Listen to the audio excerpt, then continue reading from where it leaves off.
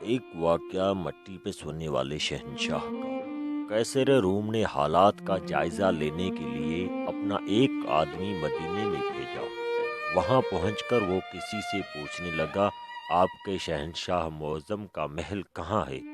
ہم لوگ شہنشاہ، محل اور معظم جیسے الفاظ سے بالکل ناآشنا تھے۔ آپ یہ بتائیں کہ ملنا کس سے ہے؟ کہا مسلمانوں کے بادشاہ سے۔ فرمایا ہمارے ہاں بادشاہ کوئی نہیں، صرف ایک خادم ہوتا ہے جو ہمارے معاملات کا انتظام کرتا ہے۔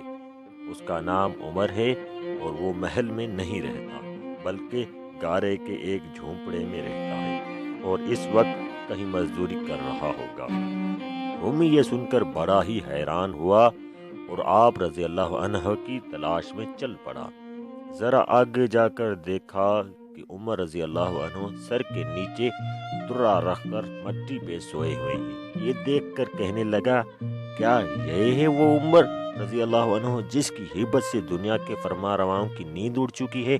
کیا یہی ہے وہ عمر جس سے شیطان بھی ڈرتا ہے؟ کیا یہی ہے وہ عمر جس نے ساری عمر انصاف کیا؟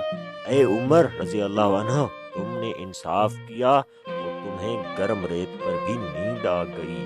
ہمارے بادشاہ ظالم اور بددیانت ہیں، اس لیے انہیں سنگین حصاروں میں بھی نیند